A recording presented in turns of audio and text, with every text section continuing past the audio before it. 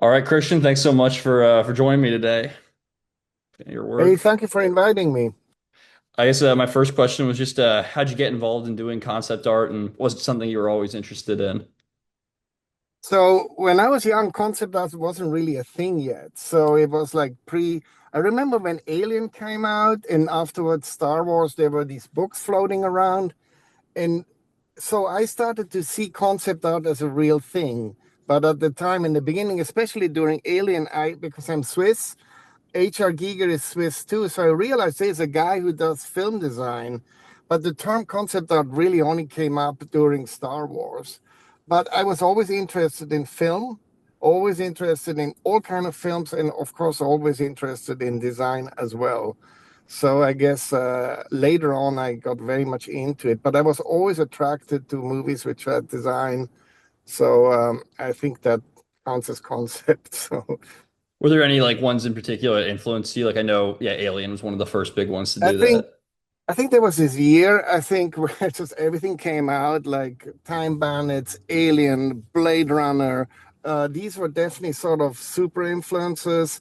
Star Wars, obviously, as well. But I was also into everything from David Lynch to Almodovar and Woody Allen, everything. But I think these were very visually interesting. And I was actually initially a big fan of comics, especially European comics. So somebody like Mobius and all that who worked on Alien as well, and so I was saying, oh my God, they're comic book artists. They're working on movies. I think that's really interesting. And so, as I say, the first influence is definitely Aliens, Blade Runner, everything Ridley, Kubrick, that sort of stuff. Were you a big heavy metal guy, like the comics, or you mentioned that? Yeah, I think, I mean, I liked who was in there, but it was quite selective. So I liked Enki Bilal, I liked Mobius, I liked a lot of people who went through that. But there was weird stuff too. There was Corbin and the covers and Fire and Ice and all that. But I don't think I ever owned a heavy metal magazine. I started to collect European comics. Like Enki Bilal was amazing. Francois Scheuten was amazing, and I went ultimately to the same art school from which Francois Scheuten, which is a sort of an architect comic book artist, came from, and that was part of my formation. So heavy metal, yes, but it's like not only.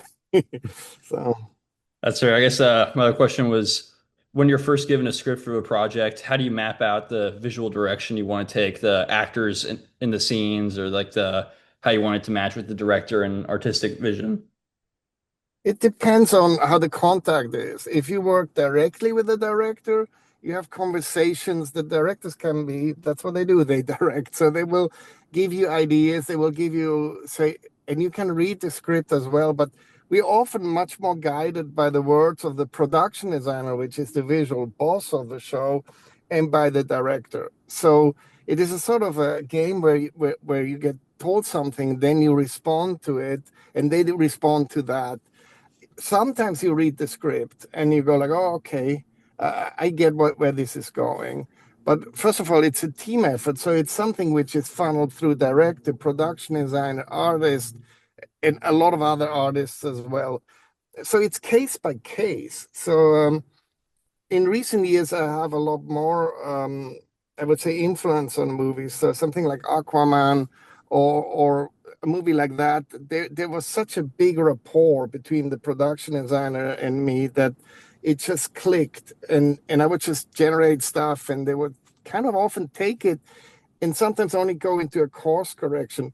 So it's not like in a storyboard where I particularly think, oh, what is the actor gonna do? It's more like what is the world gonna look like? How it how does it work? How is the inner logic of design? And I'm doing this since 30 years and never get tired of it, the sort of world building aspect. So as I say, sometimes you read the script. I read many scripts which I didn't understand. I got the Matrix script. I did not understand what I am totally honest. I'm not a particularly good script reader because it's not descriptive.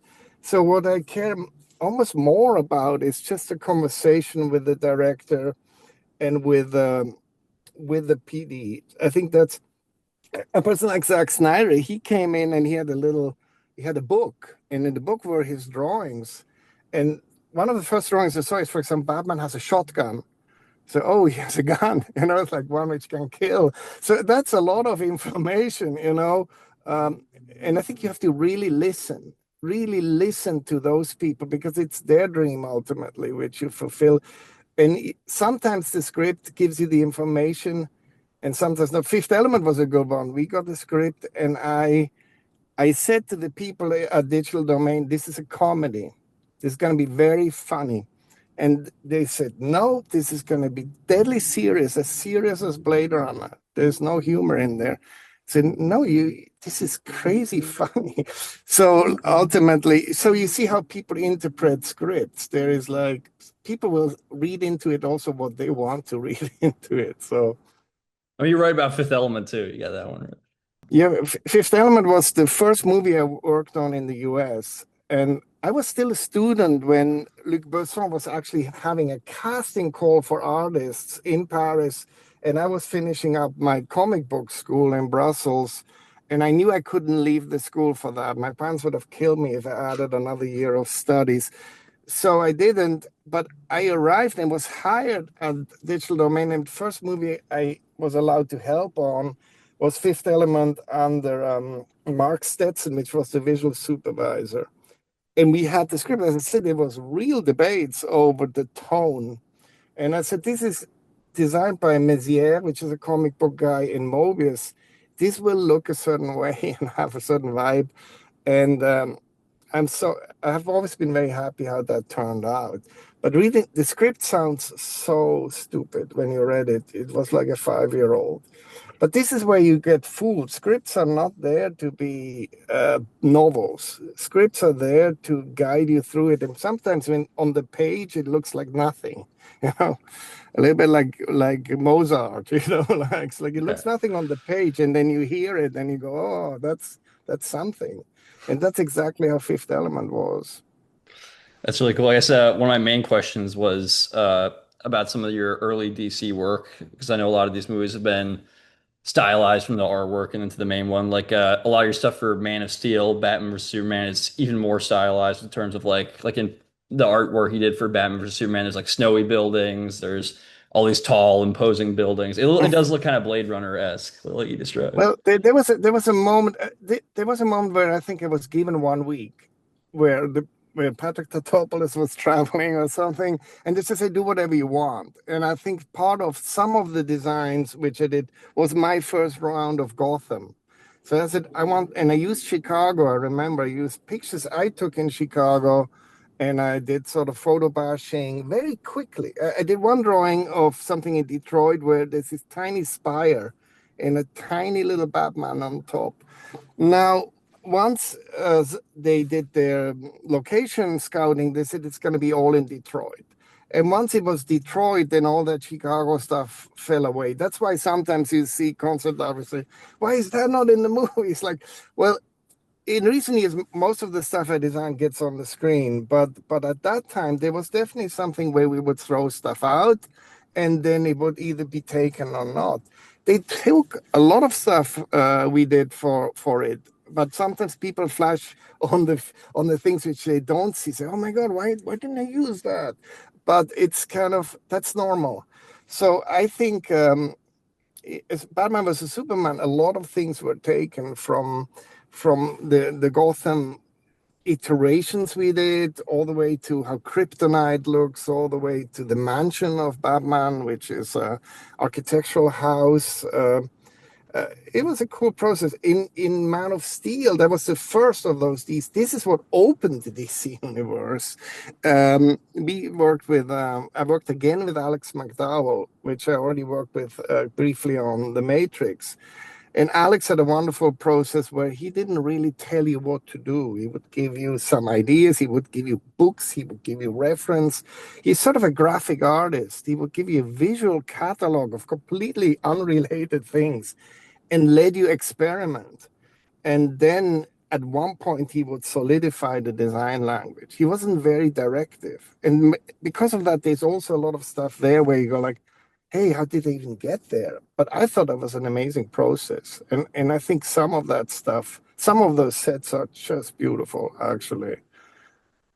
Yeah, I mean, I talked with Rob McKinnon a little while ago, and we talked Yeah. about a lot of the architectural design of those movies. Is there any part of work you did for Batman versus Superman that you're proud of in particular? Because a lot of it does show up on the screen, I feel, in terms of these like purposely like grim and like Gotham City setting. Yeah, I mean, there was a lot of stuff for Gotham, which we did. We did the initial Gotham round, as I say, and then a lot of others. We did a lot of interiors too. I did an interior where a policeman comes up with a gun, and he somehow put somebody on a somehow branded somebody. It was awful. So I think that was a really cool illustration. As I said, I did a lot of stuff around kryptonite, a lot of stuff around the entire ending, actually, where they go into the ship. And they go down, and there is Zod, and he cuts himself, whatever. Then Zod gets created, and the creature gets created. All of that I helped design. Also, the shape of the containment, which looks like this inflatable tennis thing. It was funny. Initially, Patrick had something which almost looked like Egyptian sarcophagus. It was completely concrete, and inside was supposed to be that shape of Superman. And I changed it into an inflatable structure because I thought, look, if a spaceship lands and you have only a week to contain it, you might build a quicker build structure around it initially, just to keep the people out. And they took that, and it looks a little bit like an armadillo. That's exactly like that in it. Another thing I designed was the Lex Luthor Tower, which was just this spire. Of course, Patrick designed it, but I mean, Patrick made the drawing, but I did the whole architecture for the helipad, and that that was interesting too because we said one side is sort of stacked and goes up like in steps, and the other side has to go straight down. Why? Because I think Lex Luthor pushes um, the love interest of Superman. What's her name? Lois Lane. uh, Lois Lane over that edge. So it had to be going straight down. If not, it would work. So and all these things are exactly verbatim. They're exactly the way we designed them. And the things you're pointing out is a few things which I would have loved to see, like these snowy, again, very Chicago-esque, Pittsburgh-esque things with bridges. We wanted a lot more bridges. Anecdotally, I had a version where I filled a design which Patrick wanted a sort of a horseshoe design, a little bit like New York goes around Central Park, but then fill it all with almost a slum. And my contribution was let's fill it also with water. So it looks as if there was a flood. And they didn't use it. But in the Batman which came later, they actually flooded Gotham. I was just So thinking I have that. and I think I'm not saying they saw this necessarily. Sometimes it's serendipity, and sometimes yeah, they did see it and say subconsciously, maybe flooding would have been cool. So a lot of ideas go into this whole smorgasbord of ideas. In recent years, more and more ideas get picked up directly because we are smaller teams. We work faster, and I'm older now. I can I know what they need to a certain extent, but it's also a little bit sad because you lose all the other people's input. Synergetically, you want not too many chefs, but you only don't necessarily only want one chef or two chefs. It's sometimes cool to have a team. I worked, by the way, with Robert McKinnon on many of those movies in the same room, and it's exactly that sort of synergy where you say, "Hey, you look at the other people's screen, and it becomes a sort of a unit where everybody suddenly has this common language. We all know how Gotham looks. We all know how Kryptonite looks. And you don't have to ask anymore. It just becomes a reality after a few months. So that's what's so much fun about being in art departments.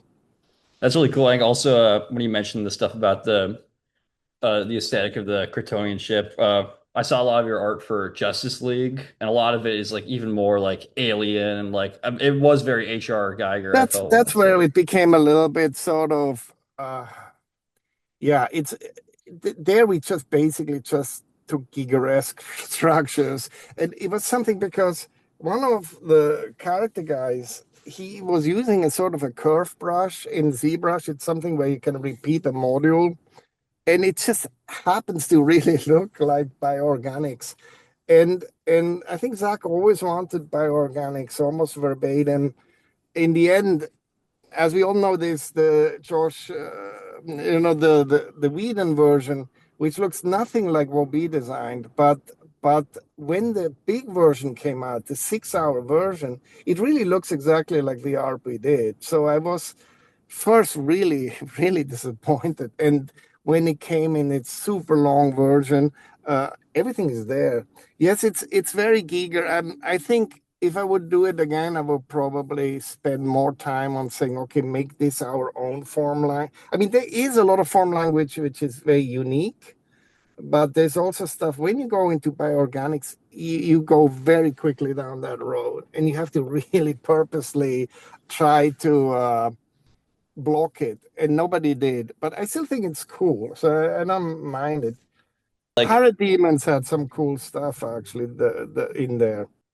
So there were some pods which we designed, which were sort of almost like shells or like barnacles, which were just repeating over and over. That was one of the modules we had, and it all was actually in the design around this Russian sort of Ukrainian or Russian power plant. And I think there was a lot of it didn't get all the way to feeling really Russian, but I wanted it to be in this sort of Russian city. I think there could have been a lot done. That said, as I say, the Snyder cut is actually really beautiful. It's like, if you hate it or love it, whatever, but cinematically, it's insane, actually. And it shows how that works. So for the fans, I think they got what they wanted. And design-wise, it was a fun one. We started right after Batman versus Superman. There was no break, so we ended Batman versus Superman, and I think I immediately started to design oddly Atlantis. So that was the first thing, and being funny because later I returned to Atlantis, and it was a totally different design language for James Wan. So. yeah, I guess actually kind of elaborating on that, I was going to say, how's your experience been eventually doing more like fantastical and colorful stuff like Aquaman, Guardians 3, Superman now? Yeah, well, it's funny because when Guardians 1 came, we were in on Justice League, and I realized, wait a minute, it's gonna change. Everybody's gonna actually want the more positive, more funny environment. And then when we went on to Aquaman, I was still in full Snyder mode when I started. But I realized this is not it. This is going to be way funny. That's why you see the script. You read the script, it's super funny. So you go like, okay. And I like color personally. I have this sort of on one side it's all dark, Dark City, Matrix, all dark movies. On the other side, I like color, and I really liked how the early when Guardians came out, the first one, I said, this is just like heavy metal. That's heavy metal magazine verbatim, the colors, the 70s colors. So I knew that already during Aquaman. This is coming, and then even Justice League and stuff like that, they turned more colorful. At that point, everything turned colorful, and now he's still in it. Like, but you see that Matt Reeves Batman, they went back to monochromatic colors. So it just goes. It's like a pendulum. It just swings back and forth. But one of the weird things is like people think, oh my God, I just read something like I hate that Superman and I love this Superman. And then no, we love this Superman and not that Superman. Well, people need to understand Zack Snyder's Superman and James Gunn's Superman is designed by exactly the same 10 people. So it's the same people. So if you get all crazy about, oh my God, it's just that we switch design aesthetics because that's the assignment. But in the end of the day, it's you drink Pepsi or you drink Coke. In the end, you still drink the sugar water, which comes out at the other. This is a bit cynical, but people believe religiously, oh my God, I'm Marvel, I'm DC, I'm this. these are often the same crews with the same people. We simply switch aesthetics because we don't want everything to look the same. So that's that, I'm kind of bursting certain people's bubble, but don't forget, so these are just choices. So I like both. I mean, it would be boring if everything would be only monochromatic, and it would be also boring if everything looks like something. We look for new aesthetics, if anything. Yeah, I actually really liked your artwork for the endless monkeys on the computers. I saw that. That was just I just really liked that moment where that first of all I saw it in the script already and I said, I hope I get this. And then I remember the brief was funny. We said with Beth Mikovich, amazing production designer. And it's this sort of moment where you say, well, what kind of desk would a monkey have which writes bad stuff? And I think one of us, it might have been me, said, how about monkey bars? So basically, I mean, it's that silly childlike thinking, and then yeah, then he designed just thousands of monkeys, and I was very happy. I was very happy to work on with Beth on Guardians 3 and also Superman. These were just really fun movies to be on, and design wise, really fun too. So. I also really like that the monkeys on the computer is basically like the ultimate version of the monkeys on typewriters phrase. That's right. I mean, I think with James, it's a lot of that. I mean, we had similar ideas about, yeah, that sort of joke. We had something in, what was it, Red One, where they call the trolls or and then the internet trolls, and then you see them as real trolls, which are writing stuff. I mean, yeah, that's what movie making allows you. You can just it's not as literary, so you can use sort of pun-based ideas sometimes. My wife hates that stuff. It's like she's much more a writer. I'm much more anything with puns she thinks is the worst. So, but we do a lot of that stuff. So. I guess I actually have I have one more DC question. I actually really like the aesthetic of Black Adam taking place in this like Middle Eastern like city with all these this Yeah. very specific color palette. And I saw you did a lot of very different designs for the big devil villain that shows up at the Oh end. So yeah. was Yeah, there a that lot of was a bit of experimentation with that? that. Well, there's the thing. We were offering, I think, some of the coolest designs for a villain. I loved everything except what it was in the end. So I don't really know how that. I wish they would be a bit more, would have been more courageous and do something uh, a little bit more scary and a little but often I feel there's just a little bit of a fear factor which is okay, let's just take a guy and put some horns on him and that's it. But in fairness, Tom Meyer, which is the production designer, an amazing production designer, he we were really trying to offer all kind of versions and and I felt, yeah, I wasn't a fan of how it ended up, but it is what it is. But I love to design creatures and characters like that. But for me, I always want a certain humanity in them, a certain intelligence. The more evil they get, the smarter I want them to be. And my we best would be getting somebody like Viggo Mortensen or somebody, but he would never, he would rather die than do such a part. But that's what you really want. People which have actually humanity in them and then turn evil. I think that's much more fun than just somebody who has a lot of muscles and just runs around. But it happens. I think with characters especially, there's a lot of people who want to have the last word. So I've done, and we talked about it before in the emails. I've designed a lot of characters, and in the end, often they alter because there is a lot of people who want to have something to say, and sometimes for better or worse. Black Adam had a lot of cool ideas, and when you look at the marketplace, the execution of the marketplace, how they actually did it, and I think it was all done in Atlanta, is actually insane. How beautiful that turned out in parts. And the sets to Tom Meyer, ultimately, I worked with him on Dune Prophecy 1 and 2, and I think he's one of the best PDs now. I believe now, living right now, I think his stuff is technically and aesthetically insane. And I think Black Adam was sort of the moment where we were just coming into our own. And I think when you're going to see what's coming next out of with Tom, I think there will be some extremely beautiful things coming.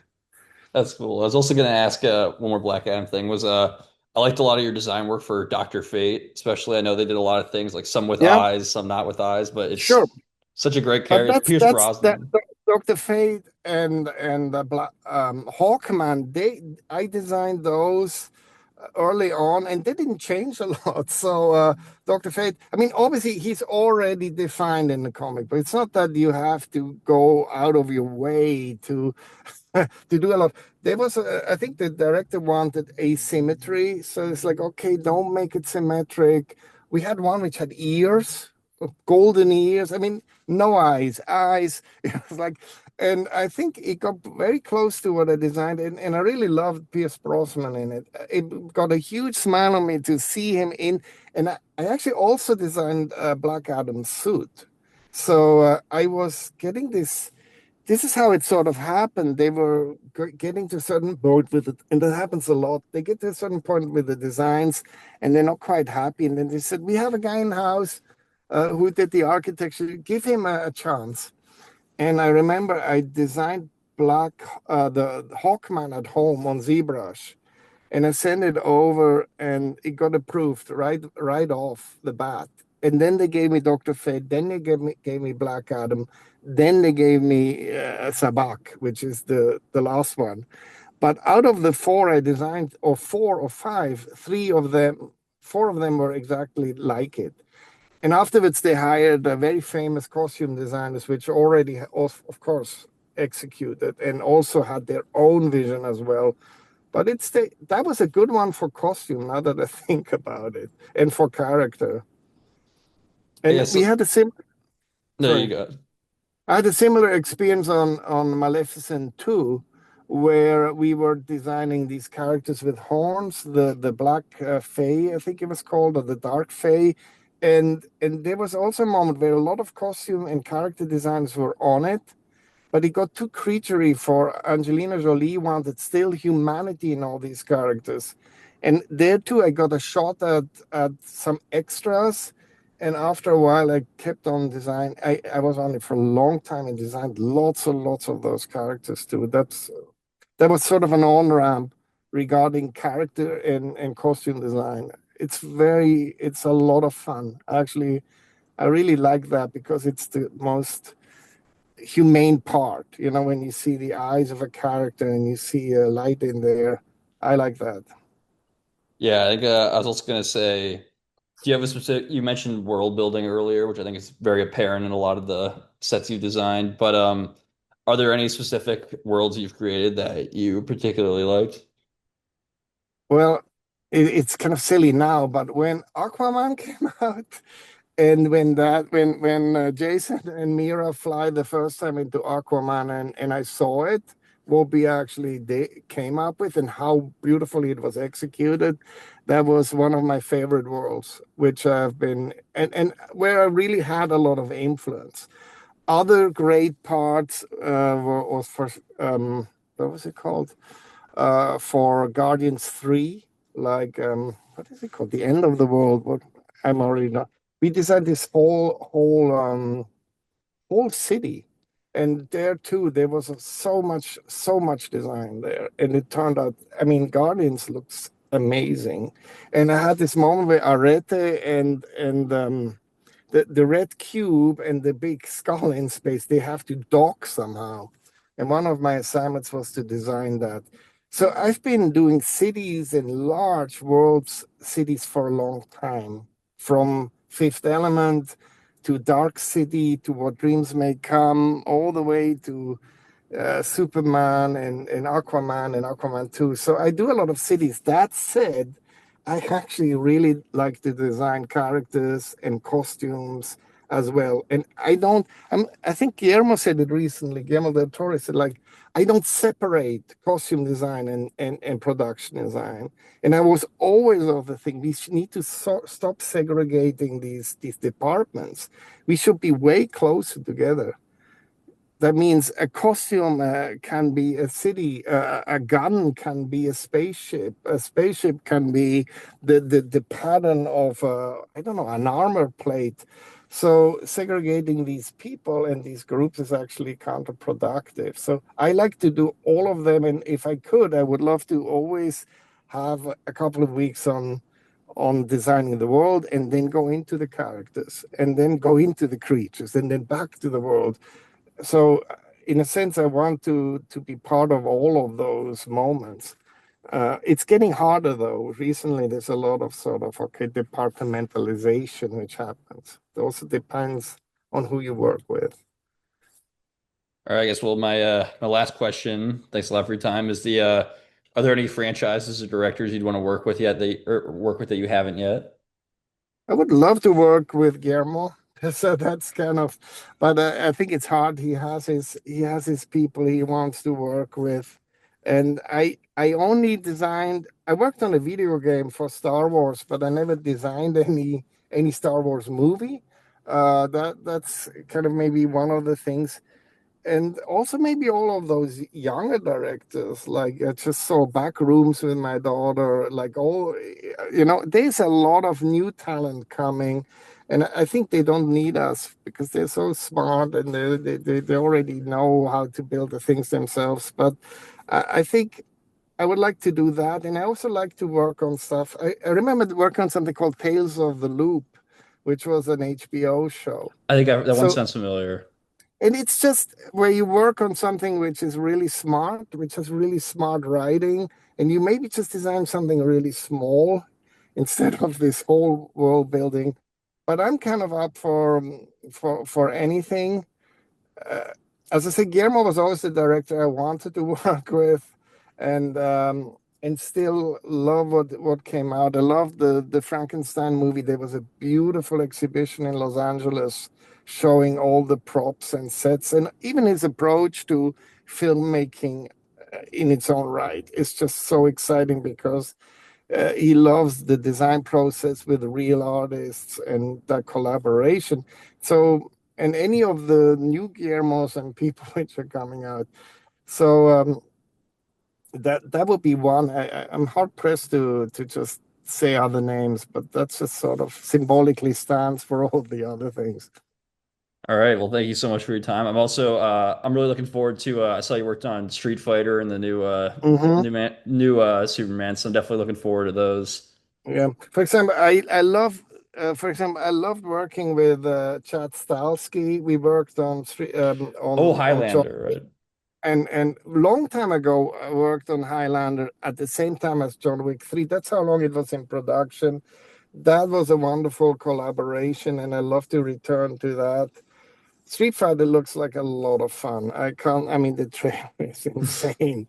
So it's kind of, this is what these movies, they have their audience, but actually they're fun to make. So I don't mind that. I would also not mind to do something more historic where it's not just huge world building. Um, but then again, anything is fun if you do it right. So All right, well, thanks so much, Christian. I hope you have a great day. Enjoy the soccer game too. well, we're going now. We have to go. We're getting ready with our Swiss outfits, whatever, and we're gonna hope they win.